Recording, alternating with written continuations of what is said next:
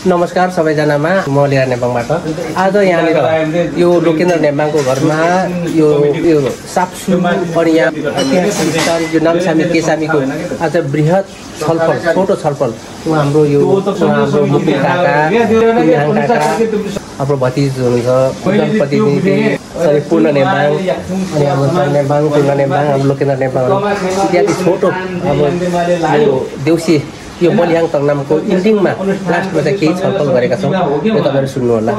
अब तपाईँ अहिले आलुन्द्र चाडको प्रतिनिधि हुनुहुन्छ, तपाईँले हाम्रो त्यो ऐतिहासिक गाथा बोकेको नामसामी केसामीले कुन दृष्टिकोणले अहिलेसम्म हेर्दै हुन्छ तपाईँले? अब यो नामसामी केसामीको निमित्त योभन्दा पहिलाको स्थानीय तहले पनि केही संरक्षण सम्वर्धनको लागि त योजना बजेटहरू आएका हुन्। त्यहाँ थोर बहुत अझै अवशेष चाहिँ छ, तारजालीहरू त्यहाँ यसो थोरै बजेटले गर्दाखेरि त्यो स्थिति बनिएको र अब बाटोघाटोको कुरामा चाहिँ हाम्रो भूगोलै अब पहाडी एरिया, त्यसलाई चाहिँ अलिकति अब अलिउदर बनाएर लाँदा चाहिँ झन् राम्रो। अब अहिले ट्र्याक त ओपन भइसकेको छ। हामीले त्यो संस्थालाई फोकसिङ गर्नकै लागि हामीले पोल सर्वे, बिजुलीको लागि पोल सर्वे पनि हामीले गरिसकेका छौँ र त्यसको त्यो नामसामी केसामी र अलिक पट्टै च्यानघारी रहेछ। त्यहाँ चाहिँ हाम्रो टेम्बोसे बाजेको च्यानघारी रहेछ क्या त्यहाँ हो। त्यो डाँडामा चाहिँ हामीले अस्ति प्रदेश सरकार हो र तपाईँको शौचालय र एक धारा र शौचालय र तपाईँको धर्मशाला जो के भन्छ यसलाई मल्लामी घर जस्तै बनाएर एउटा बनाउने हामीले डिपिआर गरिसकेका छौँ। त्यसका त्यो पनि गरिसकेका छौँ। अब बाटोघाटोको विषयमा र स्टेडियमको विषयमा र जुन हामीले नामसामी केसामी संरक्षणको निमित्त अब लागि परेर गर्नको लागि चाहिँ सम्पूर्ण त्यहाँका सरोकारवाला, व्यापारी वर्ग, खेलकुद प्रेमी र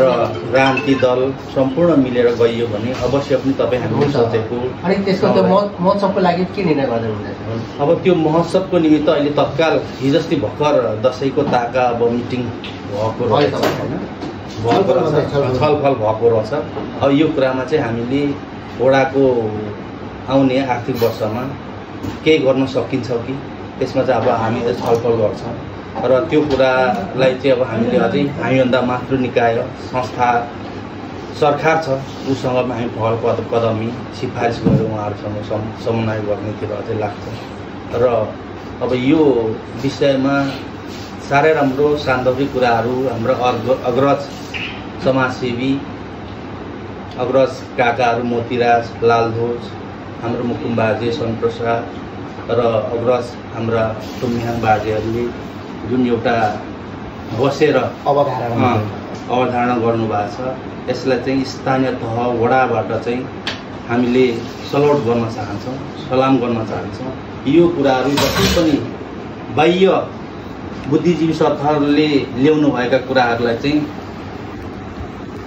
एजेन्डाहरूलाई चाहिँ हामीले समन्वय गर्न र हामीले माथि पुर्याउन हाम्रो कर्तव्य रहनेछ र यो जुन नामसामी केसामी संरक्षण चिलिन्दिङ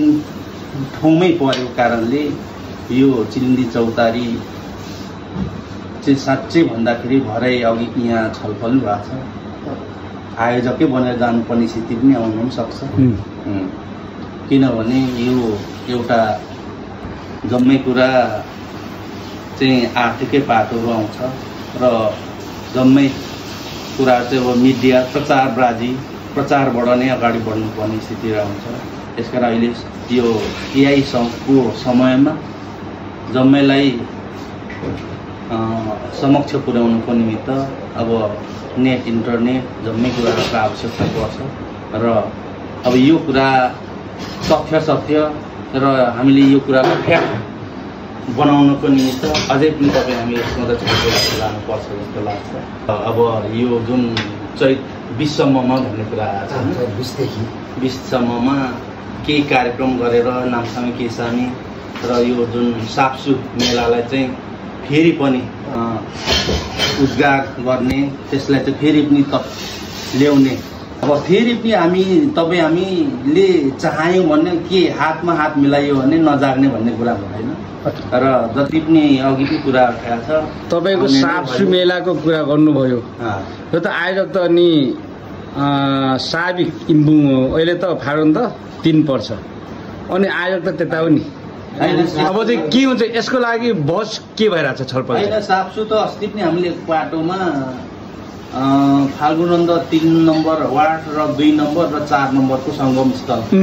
रहेको कारणले गर्दा केही कुरा चाहिँ पहिला पनि हामीले गर्ने नै भनेर हामीले पनि जमर्को गरे हो तर अब यो विशेष त्यस्तै समस्या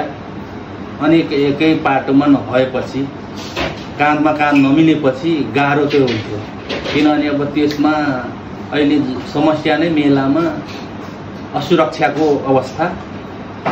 त्यसलाई चाहिँ अब नियन्त्रण गर्न नसकिने स्थिति त्यसले गर्दा नै साप्सु चाहिँ खासै अब उठाउने स्थिति भएको थिएन आफ्नै अनुकूलमा लागेको थियो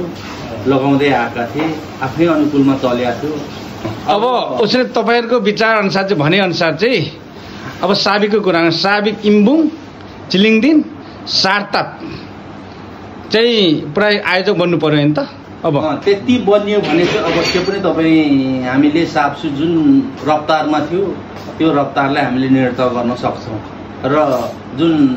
किराँती लिम्बूहरूसँग जोडिएको मुन्धुमले गर्दा हामीले त्यस्ता चिजहरूलाई चाहिँ संरक्षण गरेर ल्याइयो भने आउने दिनमा हामीभन्दा पछाडिका पिँढीहरूले पनि हामीलाई सम्झने छ जस्तो लाग्छ मलाई।